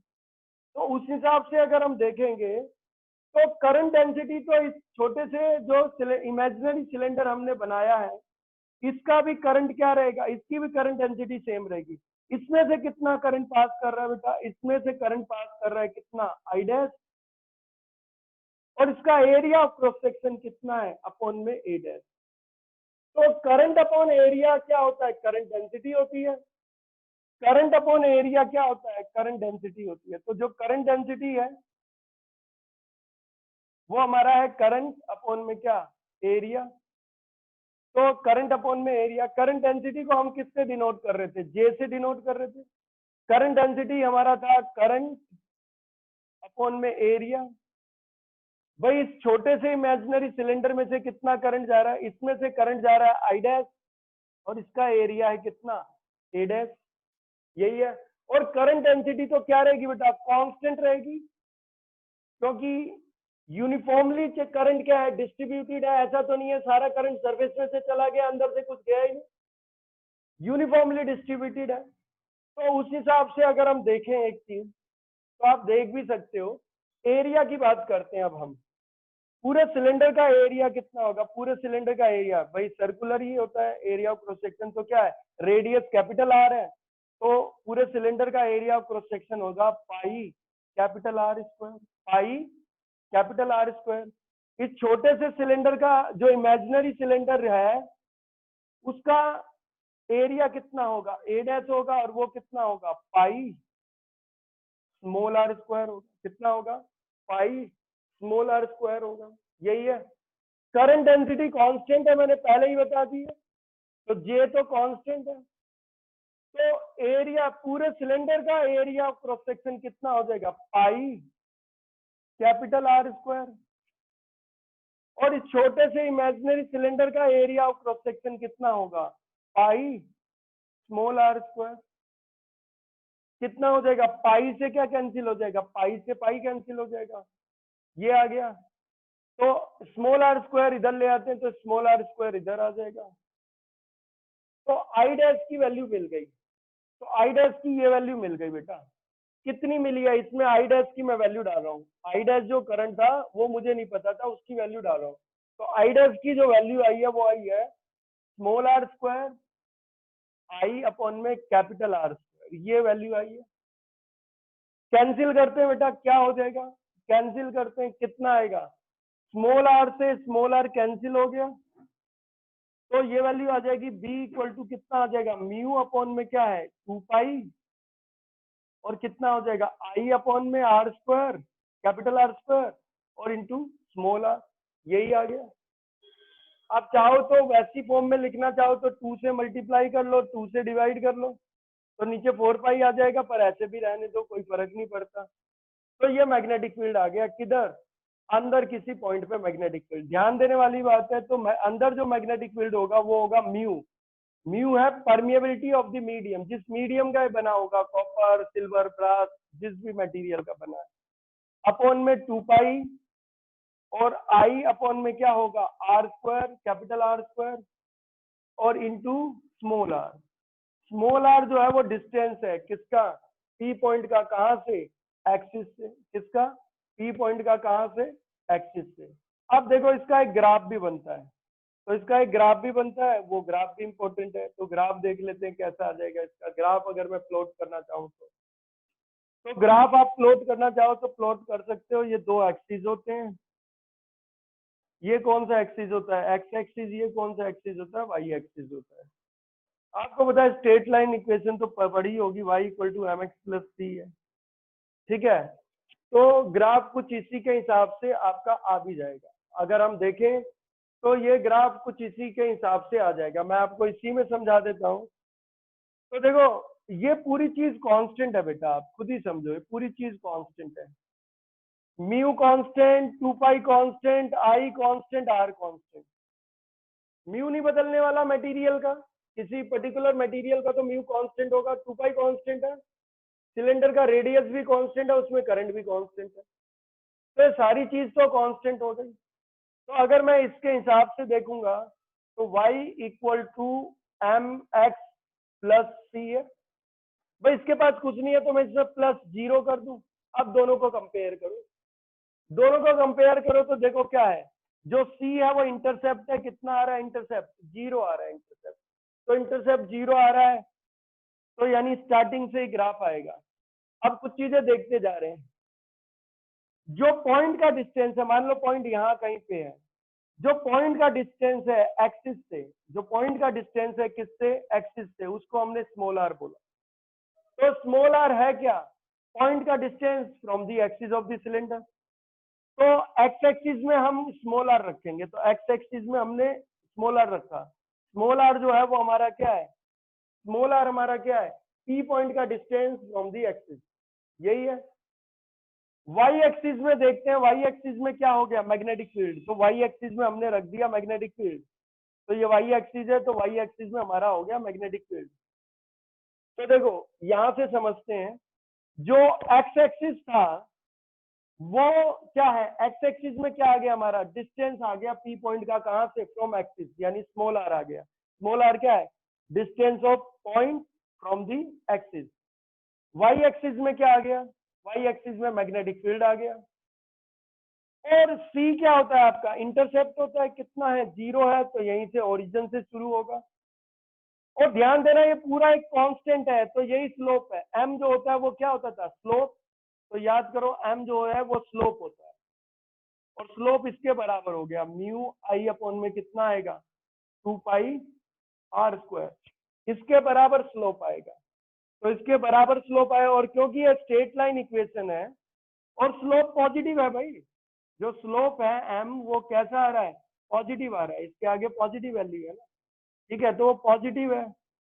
तो स्ट्रेट लाइन तो आएगी, पर किस टाइप की आएगी, इंक्रीजिंग टाइप आएगी। तो इंक्रीजिंग टाइप ऐसे आएगा, ठीक है। वैसे भी आप समझ सकते हो, समझाने को मैं वैसे भी समझा सकता हूँ, ऐसे डायरेक्ट भी समझ सकते हो कि भाई हम देखते हैं कैसे है। तो जब अंदर का, थर्ड केस से शुरू करते हैं, जब अंदर था पॉइंट, यानी small R is less than capital R, यानी पॉइंट का जो डिस्टेंस है एक्सिस से वो रेडियस से क्या है, कम है, तब b इक्वल टू कितना है, mu upon 2 pi I by R square into में आर, ये आया है। अब इसमें वैल्यू डालते हैं बेटा। अगर ये पी पॉइंट को मैं एक्सिस पे ही ले जाऊं, भाई पी पॉइंट को मैंने और कम कर दिया और पास ले गया, मैं और पास ले जा रहा हूँ पी पॉइंट को, ले जाते ले जाते ले जाते ले जाते पी पॉइंट को कहाँ ले गया मैं, एक्सिस पे ही ले गया पी पॉइंट को। जब एक्सिस पे ही ले गए पी पॉइंट को, तो आर कितना हो गया आपका, 0, यानी पी पॉइंट का एक्सिस से डिस्टेंस कितना हो गया, तो पी पॉइंट का एक्सिस से डिस्टेंस 0 हो गया। तो बी इक्वल टू कितना होगा, म्यू अपॉन में 2 pi I by R square into में आर है, आर कितना हो गया आपका, 0 हो गया। तो मैग्नेटिक फील्ड एक्सिस पे कितना हो जाएगा, तो मैग्नेटिक फील्ड एक्सिस पे 0 हो जाएगा। तो मैग्नेटिक फील्ड एक्सिस पे कितना हो गया, 0 हो गया, जब पी पॉइंट वहां होगा। पी पॉइंट को थोड़ा सा बाहर ले आते हैं, तो पी पॉइंट को थोड़ा सा बाहर ले आए, यहाँ ले आए, तो पी पॉइंट का अब एक्सिस से कोई डिस्टेंस आ गया, कितना डिस्टेंस आ गया, स्मॉल आर। तो अब मैग्नेटिक फील्ड जो है वो होगा, 0 नहीं होगा, नॉट इक्वल टू 0, अब 0 नहीं होगा, कोई वैल्यू होगी उसकी, और ये वैल्यू है। और जैसे जैसे हम पी पॉइंट को दूर लेते जाएंगे, क्या बढ़ता जाएगा, आर बढ़ता जाएगा, एक्सिस से डिस्टेंस बढ़ता जाएगा, एक्सिस से डिस्टेंस बढ़ता जाएगा, तो बी डायरेक्टली प्रोपोर्शनल है आर के, क्योंकि ये सारी चीज तो कांस्टेंट है। तो magnetic field directly proportional R है, यानी पी पॉइंट एक्सिस से जितना दूर जाएगा दूर जाएगा दूर जाएगा, मैग्नेटिक फील्ड बढ़ता जाएगा बढ़ता जाएगा बढ़ता जाएगा। ये आया। तो इस तरीके से जो आएगा ग्राफ वो आपका एकदम स्ट्रेट लाइन आएगा। तो ग्राफ स्ट्रेट लाइन आएगा, ओरिजिन से शुरू होगा, स्ट्रेट लाइन होगा। ये कब तक बढ़ेगा? ये बढ़ेगा सरफेस तक, ये बढ़ेगा सरफेस तक। यानी पी पॉइंट था, यहाँ पे कहीं पी पॉइंट आया, कितना डिस्टेंस है? आर है, और पी पॉइंट को बाहर ले जा रहे हैं, यहाँ पे आ गया पी पॉइंट, आर और बढ़ गया, आर और बढ़ गया, बढ़ते बढ़ते बढ़ते बढ़ते P point on the surface पे आ गया बेटा, P point on the surface पे आ गया, पी पॉइंट सरफेस पे आ गया। तो आर जो है बढ़ जाएगा और वो कितना हो जाएगा? रेडियस ऑफ सिलेंडर के बराबर हो जाएगा। तो ऑन दी सरफेस पे जो मैग्नेटिक फील्ड होता है वो मैक्सिमम हो जाता है। कितना हो जाता है? मैक्सिमम हो जाता है। तो यानी जैसे जैसे पॉइंट को बाहर लेके आओगे आर बढ़ेगा, पॉइंट का डिस्टेंस, पी पॉइंट का डिस्टेंस बढ़ेगा। कहां से? पी पॉइंट का डिस्टेंस, भाई अंदर से पी पॉइंट को बाहर लाओगे, बाहर लाओगे, क्या बढ़ता जा रहा है? आर बढ़ता जा रहा है, बढ़ता जा रहा है, बढ़ता जा रहा है, और क्या हो जाएगा? फिर डिस्टेंस हो जाएगा, क्या हो जाएगा? बढ़ते बढ़ते बढ़ते क्या होगा? मैग्नेटिक फील्ड भी वो इंक्रीज करेगा। अगर पी पॉइंट का डिस्टेंस एक्सिस से बढ़ेगा तो मैग्नेटिक फील्ड भी क्या बढ़ेगा? यूनिफॉर्मली इंक्रीज करेगा, और सरफेस पे क्या हो जाएगा? मैक्सिमम हो जाएगा। तो यहाँ मैग्नेटिक फील्ड जो हो जाएगा वो मैक्सिमम हो जाएगा ऑन दी सरफेस, सरफेस पे मैक्सिमम, सरफेस पे मैक्सिमम हो जाएगा। तो अब देखते हैं उसके बाद पी पॉइंट अगर बाहर निकल गया, बाहर निकल गया, पी पॉइंट अब बाहर निकल गया, तो देखो ये बाहर चला गया, अब तो बाहर चला गया। यानी पहले पी पॉइंट अंदर था तो R less than R, on the surface पे आया तो R equal to R, outside चला गया तो R is greater than R. तीन केस थे, ये इनसाइड का केस है, ये आउटसाइड का केस है, ये ऑन दी सरफेस का केस है। तो पी पॉइंट अंदर था तो मैग्नेटिक फील्ड किस पे डिपेंड कर रहा था? पी पॉइंट के डिस्टेंस पे, डिस्टेंस जितना ज्यादा होगा मैग्नेटिक फील्ड उतना ज्यादा।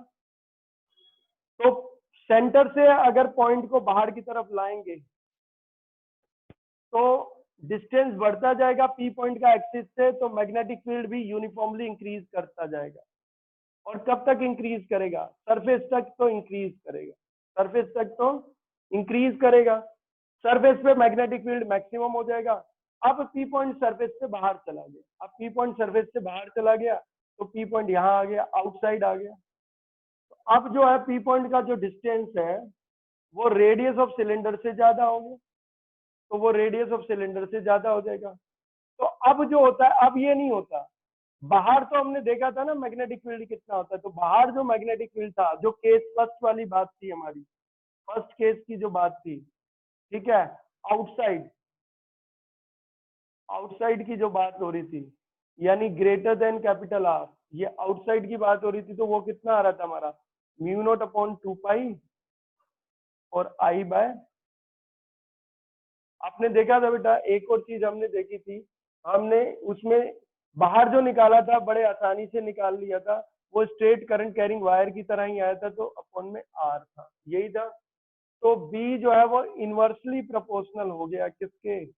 आर के। अब बाहर के लिए तो बाहर जाएगा, जब पी पॉइंट बाहर चला गया, एयर में आ गया, वैक्यूम में आ गया, वायर से बाहर निकल गया, तो मैग्नेटिक फील्ड जो है वो इनवर्सली प्रोपोर्शनल है पी पॉइंट के, तो वो डिक्रीज करेगा मैग्नेटिक फील्ड। कैसे डिक्रीज करेगा? इनवर्सली प्रोपोर्शनल है तो ऐसे डिक्रीज करेगा, इस तरीके से डिक्रीज कर, तब ये स्ट्रेट लाइन नहीं आएगा, तब ये स्ट्रेट लाइन नहीं आएगी, तब वो ऐसे डिक्रीज करेगा। ठीक है, तो आप खुद ही देखो, ये तीन केस हैं, ये देखो ये बीच में है। तो अगर हम देखें तो यानी ग्राफ ऐसे गया, पहले तो एकदम सीधा गया, स्ट्रेट लाइन गया, बढ़ता गया और मैग्नेटिक फील्ड क्या हो गया? मैक्सिमम, और फिर ऐसे डिक्रीज किया है उसमें। ठीक है, क्योंकि यहाँ अंदर तो क्या था? मैग्नेटिक फील्ड डायरेक्टली प्रोपोर्शनल आ रहा था, बाहर क्या है? मैग्नेटिक फील्ड जो है वो इनवर्सली प्रोपोर्शनल आ रहा है, ऑन दी सरफेस पे मैग्नेटिक फील्ड मैक्सिमम था। तो उस हिसाब से देखेंगे तो यहाँ तक जो ग्राफ था वो B directly proportional small R, इधर जो है वो B inversely proportional to R. ये कहाँ की बात हो रही थी? ये इनसाइड की बात हो रही थी, ये कहाँ की बात हो रही है? आउटसाइड की बात हो रही है। इनसाइड में small R greater less than है कैपिटल आर के, आउटसाइड में स्मॉल आर ग्रेटर देन है कैपिटल आर के। और ये कहाँ पे है? ये ऑन दी सरफेस है, सरफेस पे मैग्नेटिक फील्ड मैक्सिमम हो जाएगा।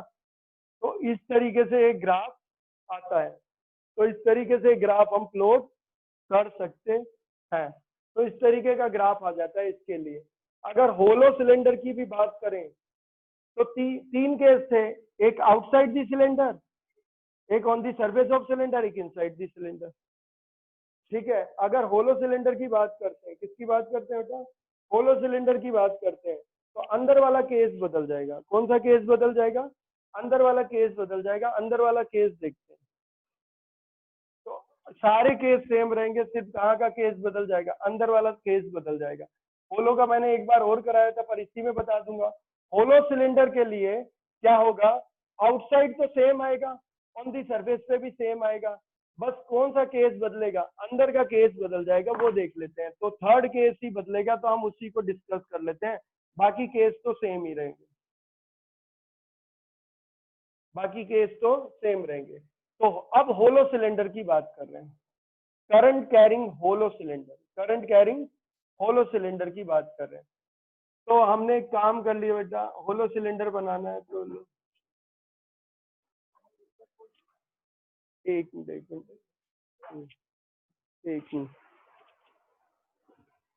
बेटा, 1 मिनट वेट करो, अभी मैं शुरू करता हूँ, ठीक है? 1 मिनट वेट करो। नमस्कार नमस्कार। अच्छा अच्छा, नमस्कार जी, नमस्कार।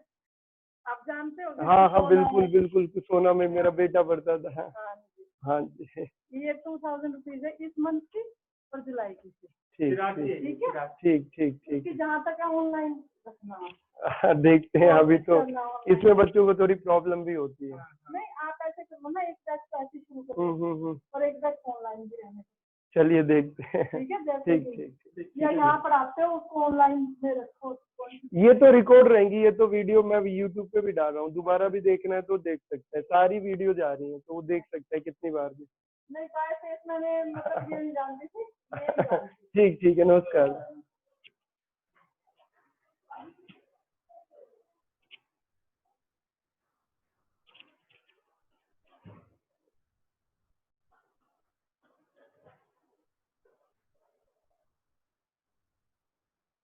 हेलो, देखते हैं बेटा, होलो सिलेंडर की बात करते हैं। आवाज आ रही है बेटा?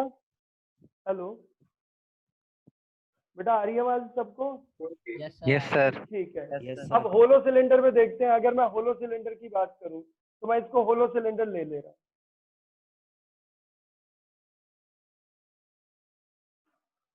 तो ये मैंने होलो सिलेंडर ले लिया, और होलो सिलेंडर में आप देखो, होलो सिलेंडर में मैंने तो थोड़ा ये थिकनेस दिखाने के लिए आपको बना दिया है कि भाई आपको ये पता हो कि इसकी कुछ फाइनाइट थिकनेस है, पर एक्चुअली ये थिकनेस कितनी होगी? नेग्लेजिबल थिकनेस होगी। कितनी थिकनेस होगी?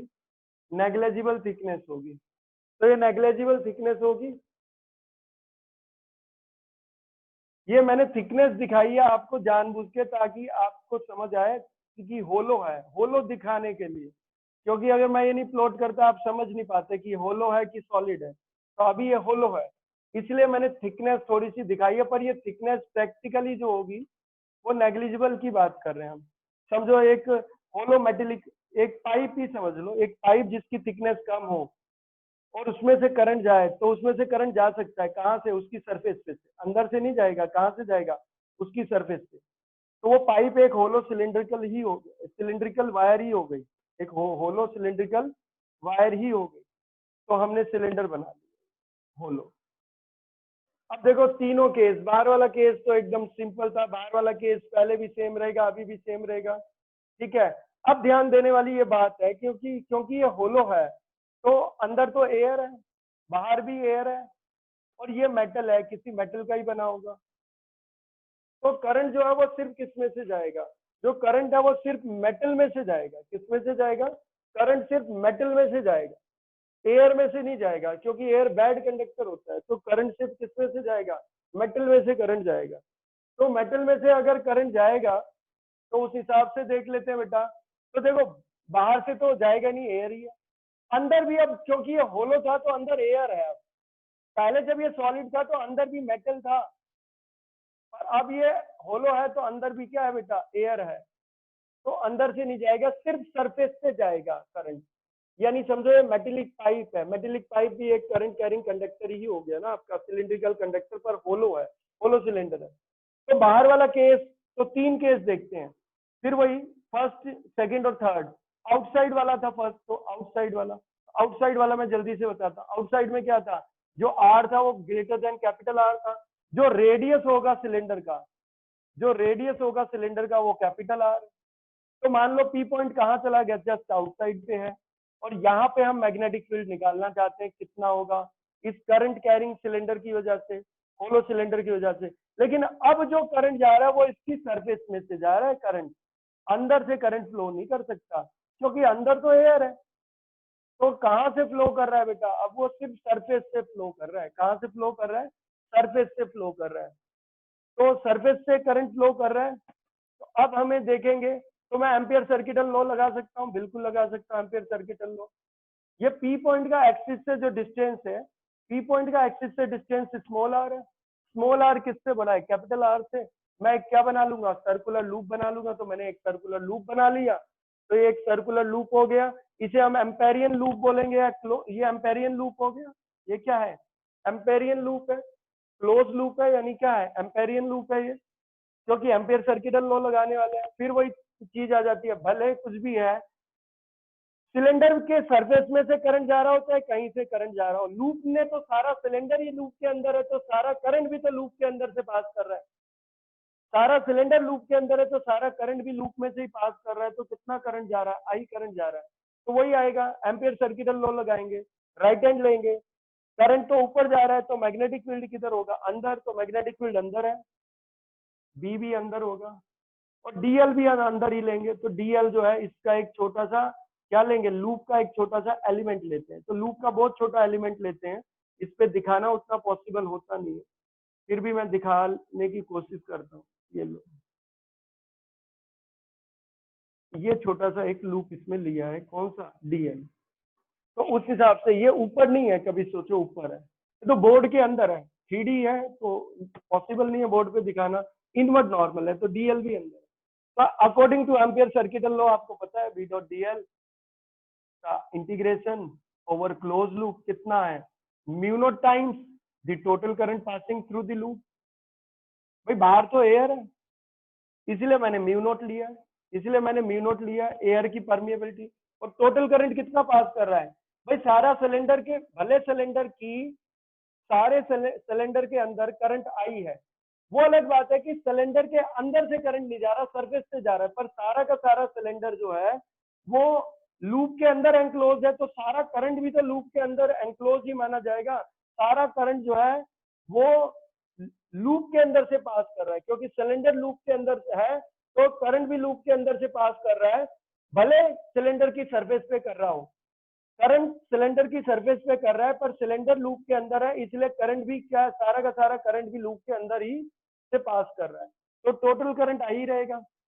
बी भी अंदर है, डीएल भी अंदर है, तो आपको पता है फिर वही कहानी आ जाएगी, बी डीएल। तो बी डीएल कॉस जीरो 1 होता है। मैग्नेटिक फील्ड पूरे लूप पे क्या रहती है, कांस्टेंट रहती है। तो मैग्नेटिक फील्ड कांस्टेंट है तो मैग्नेटिक फील्ड कहाँ आ जाएगा, जस्ट बाहर आ जाएगा, क्योंकि यूनिफॉर्म है पूरे लूप पे, तो मैग्नेटिक फील्ड तो यूनिफॉर्म होता है पूरे लूप पे। तो पी पॉइंट चाहे कहीं पे भी रखें हम, पी पॉइंट पे मैग्नेटिक फील्ड हर जगह क्या रहेगा, सेम।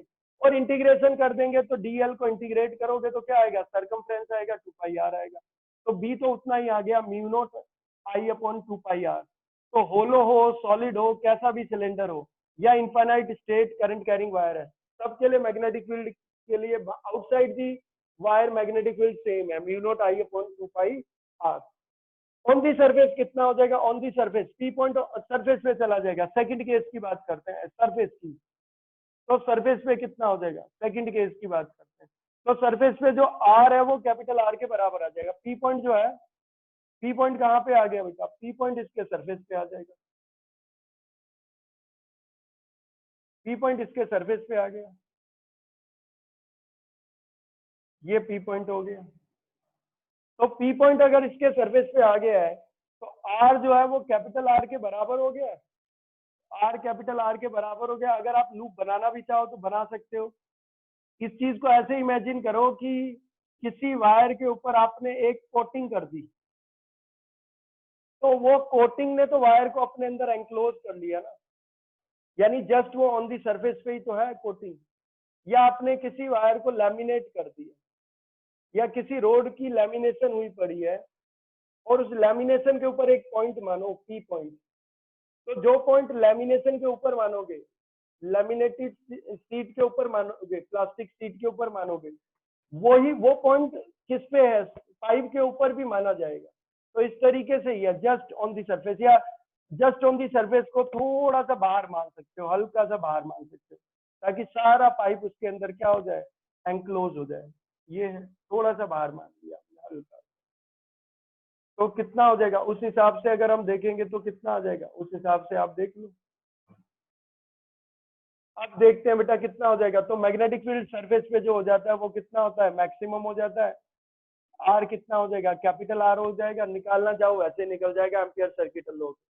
कहाँ बदलता है केस, इनसाइड दी सिलेंडर बदलता है, इनसाइड के लिए केस बदल जाएगा बेटा इसमें। Inside R smaller than capital R, R smaller than capital R, इसके लिए केस बदल जाएगा। इसके लिए देखो क्यों केस बदल जाएगा, क्योंकि अभी भी लूप ने सारा करंट अपने अंदर ही लूप में से ही पास कर रहा है, यानी एनक्लोज कर रखा है, पास हो रहा है लूप में से।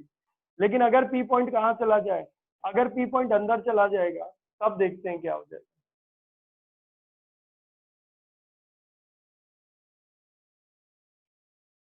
अगर पी पॉइंट अंदर चला जाएगा तो देखते हैं कितना। तो देखो क्या है, मान लो पी पॉइंट इसके अंदर चला गया,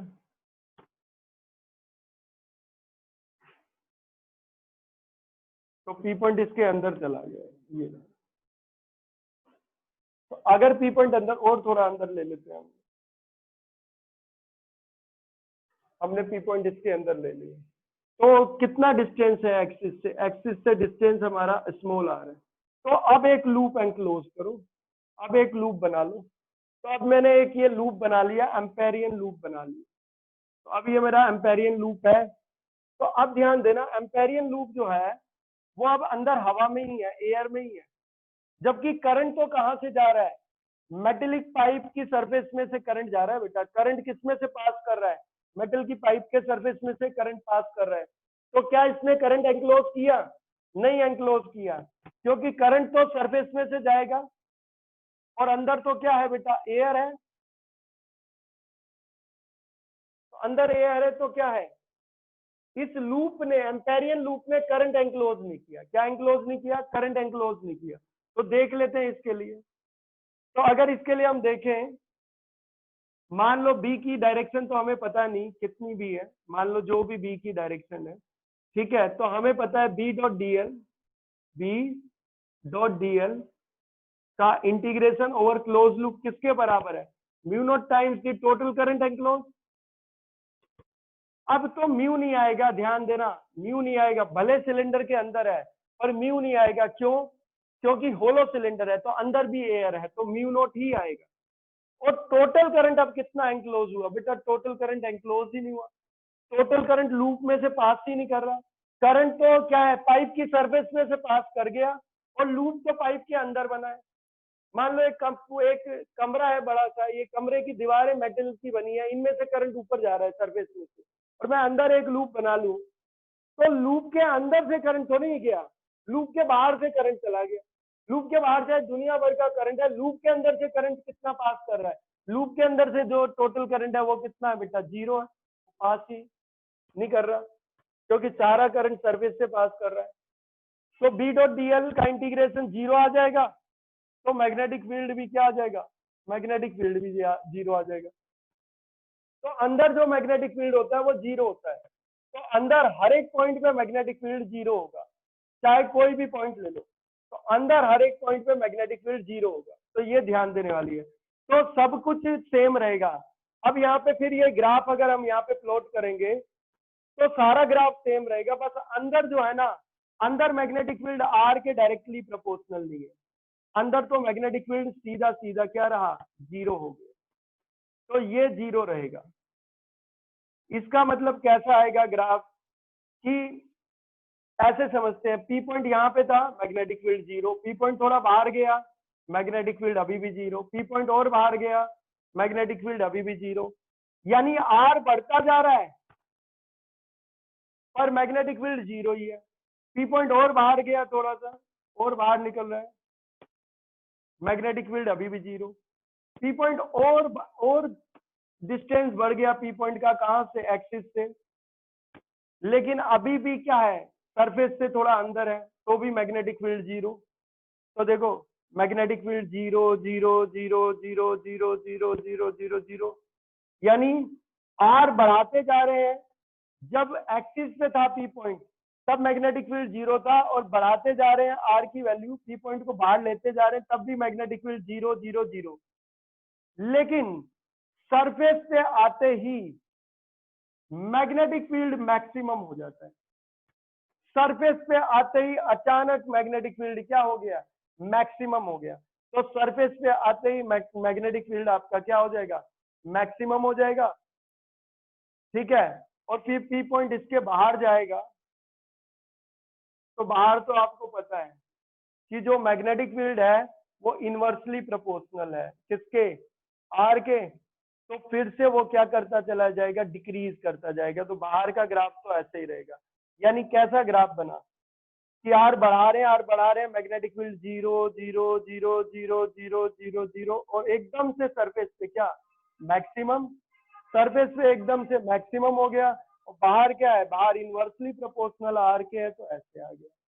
ठीक है, तो वही चीज है, R is less than R, inside की बात हो रही है, inside the current carrying hollow cylinder, तो मैग्नेटिक फील्ड 0 है। On the surface magnetic field क्या हो गया, मैक्सिमम हो गया।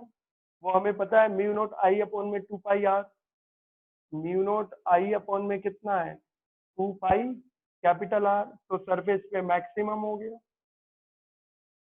ठीक है, और आउटसाइड दी सिलेंडर कितना हो गया, आउटसाइड दी सिलेंडर हम देखते हैं। तो आउटसाइड दी सिलेंडर अगर हमने देखा तो कितना हो जाएगा, मैग्नेटिक फील्ड कितना हो गया, यानी मैग्नेटिक फील्ड इनवर्सली प्रोपोर्शनल है किसके, आर के। तो ऐसे आ जाएगा ग्राफ। तो इस तरीके का ग्राफ आता है। तो सॉलिड और होलो में थोड़ा सा फर्क है।